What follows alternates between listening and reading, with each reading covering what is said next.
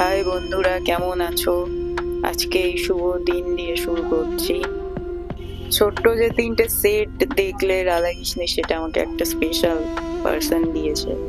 আর এই দেখো কত সুন্দর টাইলসে বসানো রাধাকৃষ্ণ, আর নিচে আমাদের এই সুন্দর রাধাকৃষ্ণের মূর্তি। দেখো কত সুন্দর করে আজকে আমি নিজের হাতে সাজিয়েছি। এই যে এটা আমাদের গোপাল, ও আজকে সেজেছে। অনেকদিন বাদে নিজের হাতে পুজো দিয়েছি, সময় হয় না, ডিউটিতে থাকা হয় বলে। তো এই দেখো এটা আমাদের লক্ষ্মী ঠাকুর, মিষ্টি দেখতে একদম। বাই দা ওয়ে, বলাই হয়নি আজকে জন্মদিনে, সেই জন্যই ইনি হচ্ছেন আমাদের বাড়িতেই থাকেন। আর দেখো স্টাইলটা দেখো, শোয়ার খুব সুন্দর। আর এটা আমার সেকেন্ড কুইন লাইফের। আজকে যেহেতু বাড়িতেও পুজো দিয়েছি, তো আমাদের মন্দিরেও যাওয়ার কথা ছিল। এটা কোথায় বলো তো? ব্যারাকপুর, সব থেকে সুন্দর একটা পিসফুল জায়গা।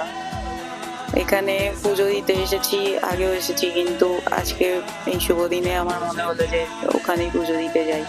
খুব সুন্দর জায়গা। আর যেহেতু এখন রামনবমী চলছে, কতটা সুন্দর করে সাজিয়েছে মন্দিরটা, খুব ভালো লাগছিল দেখতে। কতটা সুন্দর করে সাজিয়েছে, খুব সুন্দর লাগছিল। পুজো দিয়েই আমরা চলে গিয়েছিলাম ধোবিঘাটে। তো ঘাটটা অনেকটাই সুন্দর, আর বিকেলের টাইমে তো অসাধারণ লাগে।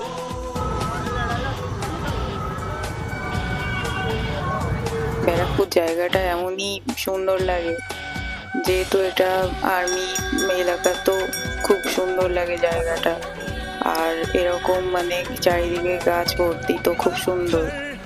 এই দেখো ধোবিঘাটে আমরা হাঁটতে হাঁটতে গুরুদুয়ারের দিকে গিয়েছিলাম, তো দেখলাম সাই বাবার একটা মন্দির। সন্ধ্যের ভিউটা দেখো ঠিক এমনই, খুব সুন্দর লাগছে। আর সেদিনের ওয়েদারটাও খুব ভালো ছিল, চারিদিকে অনেক লোকজনও ছিল। আর তোমরাও চলে এসো এরকম জায়গাতে। দেখা হচ্ছে আবার পরের ভিডিওতে তোমাদের সাথে। টাটা।